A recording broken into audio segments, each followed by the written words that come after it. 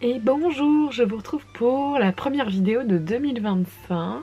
J'avais pas envie de faire un bilan comme j'avais pu faire l'année dernière sur comment s'était passée mon année précédente, même si 2024 pour moi c'était une super année. J'ai déjà la tête dans 2025 depuis un petit moment, donc j'avais pas forcément envie de m'étaler sur 2024, même s'il y a eu des trucs vraiment cool. Il y a certains points que je voulais aborder un peu en vidéo, mais je me suis dit que j'allais noyer ça un peu dans un vlog de reprise, et que j'aime bien tourner des vlogs, vous montrer un peu la réalité de ce que c'est que la vie d'une entreprise comme la mienne. J'avais envie de vous montrer un peu ce qui va changer pour cette année, mes objectifs. Il n'y aura pas de résolution parce que c'est pas mon truc, mais en tout cas des objectifs, des choses que j'aimerais réaliser.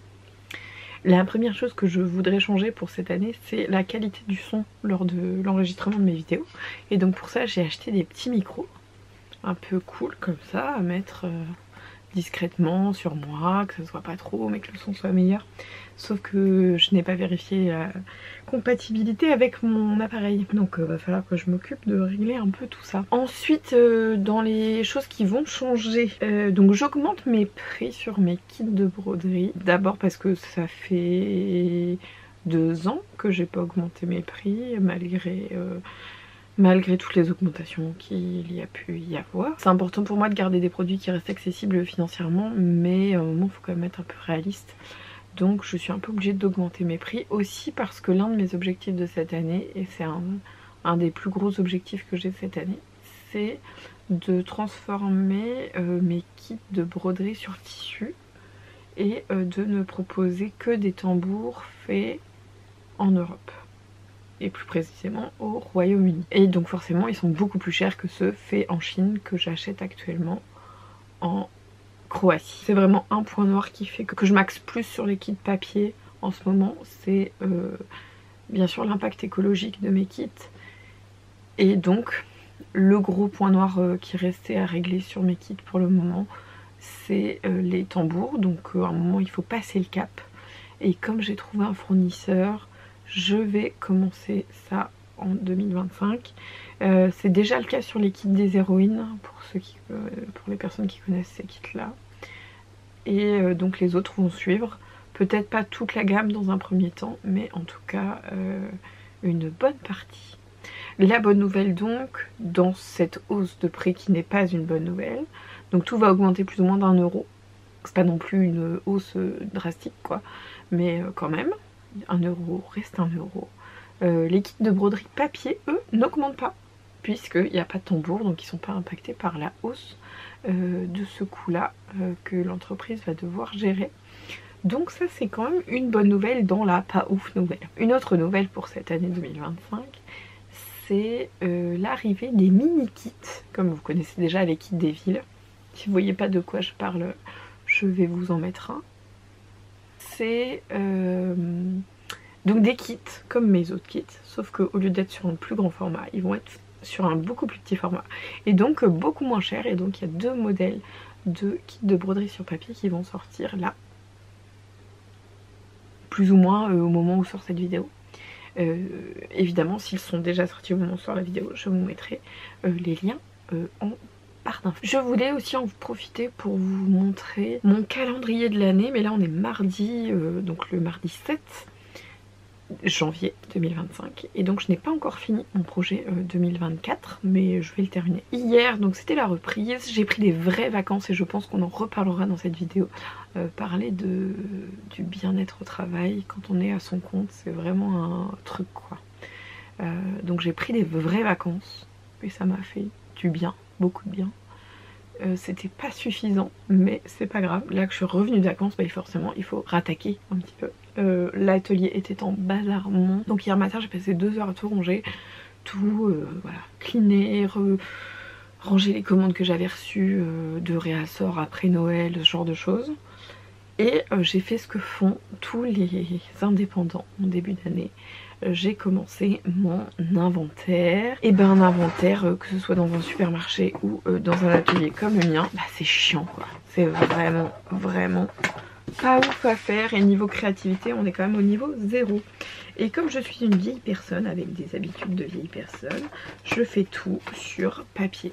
Donc ça c'est ma liste de tous les différents éléments qui composent mes kits et qui ornent mon atelier. Et donc il faut tout que je répertorie, que je trouve les prix hors taxe de tout et les prix de tout en TTC. Au moment où je les ai achetés, il faut que je retrouve les factures. Donc voilà, il faut tout que je remette à plat, que je compte absolument tout, que je trouve les prix de tout et qu'ensuite je mette tout ça au clair, que je fasse mon tableur et que j'envoie tout ça à la comptable. Sachant qu'hier j'ai fait les livrets qui composent les kits et qu'est-ce que j'ai, les boîtes, j'ai commencé les fils, voilà, donc j'ai commencé des trucs comme ça. Rien que les livrets, j'en ai quand même comptabilisé 4308 livrets, c'est un truc un peu de ma boule, sachant que chaque livret coûte plus d'1 €. Donc l'argent que demande une entreprise, c'est quand même assez hallucinant.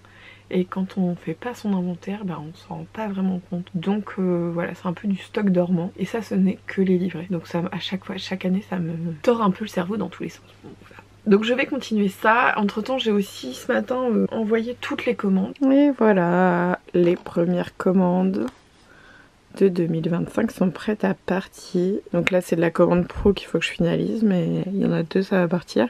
Et là c'est des kits, c'est des nouveautés, des kits de broderie papier qui vont bientôt arriver.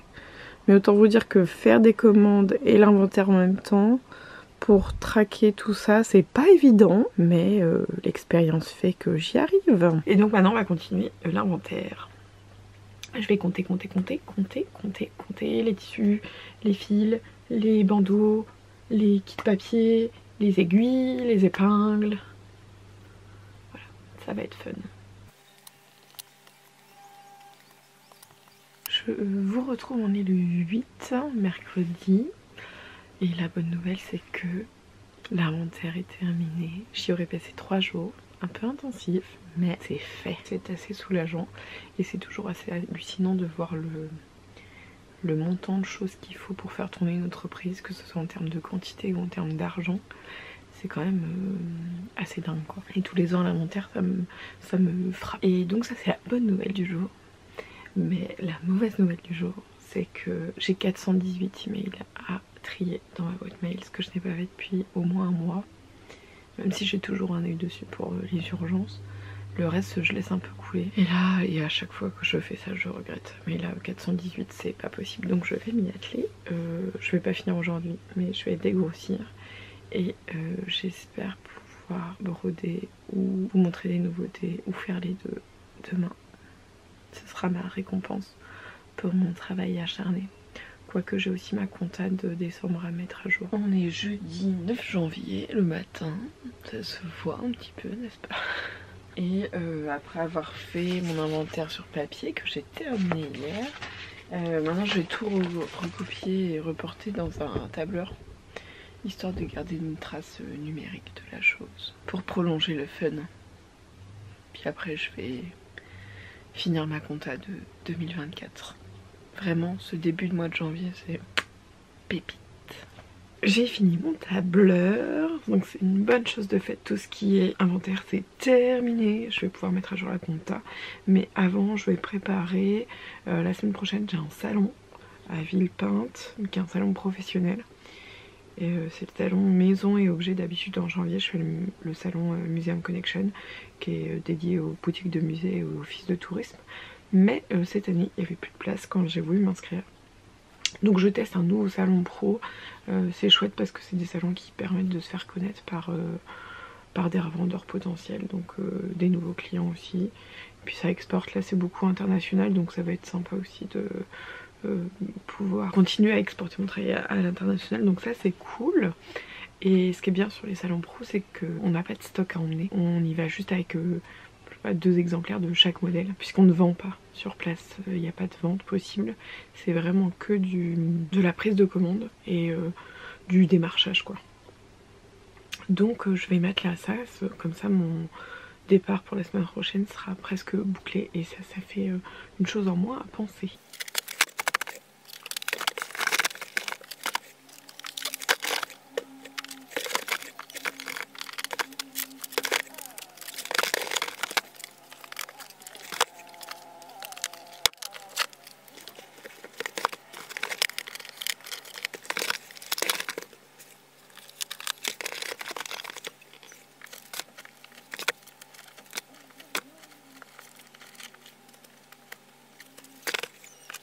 Alors on est vendredi 10 janvier. Je vous ai pas repris hier parce que j'ai continué à faire mes cartons pour le salon de la semaine prochaine. Et après j'ai été voir une nouvelle comptable parce que je vais changer de comptable. Voilà, donc c'est en début d'année, c'est vraiment un gros truc. Donc je suis un peu à la traîne sur les commandes. Et pour moi le mois de janvier, c'est pas un mois de décembre, mais c'est bien un mois d'octobre quoi. Il y a quand même beaucoup de boulot niveau commande. Par exemple, là, aujourd'hui, j'ai finalisé tout ça. Pour des revendeurs puis pour les particuliers, j'ai fait les commandes, je suis à jour sur mes commandes. J'aime bien être à jour avant de partir en salon. Donc là j'en ai fait quand même un gros morceau, ce sera déposé aujourd'hui. Pour le reste de la journée, je vais continuer un peu à faire mes cartons, sachant que j'ai toute ma journée de lundi pour refaire des kits. Et là comme j'ai pas de quantité à faire, mais j'ai plutôt de être sûre que j'ai toutes mes références avec moi, 2 exemplaires de chaque référence. Donc ça va quand même assez vite, je pourrais continuer ça lundi.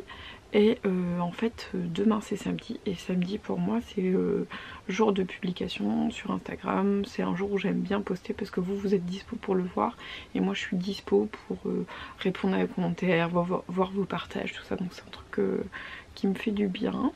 Donc je vais m'octroyer le temps de broder pour moi cet après-midi. J'ai donc fini mes commandes et je m'accorde le droit de broder parce que ça fait longtemps que ça me manque. Et donc je voulais faire ma broderie de vœux pour la nouvelle année, comme j'en fais un peu tous les ans, comme celle-ci par exemple, ou encore celle-ci que j'ai fait l'an dernier.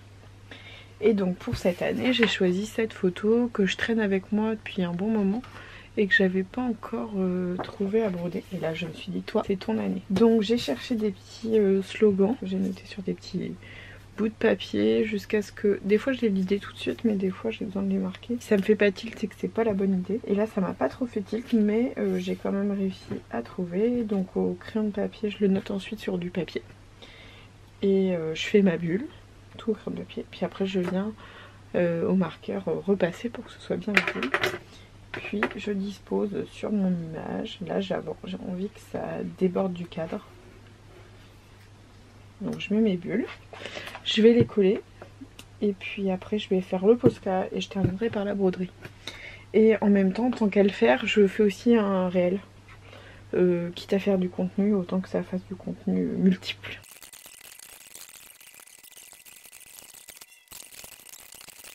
Et voilà, la broderie est terminée. Donc à l'heure où sera postée cette vidéo, ce sera déjà en ligne sur mon compte Instagram. Si vous voulez voir plus de détails, je vous laisserai aller voir là-bas.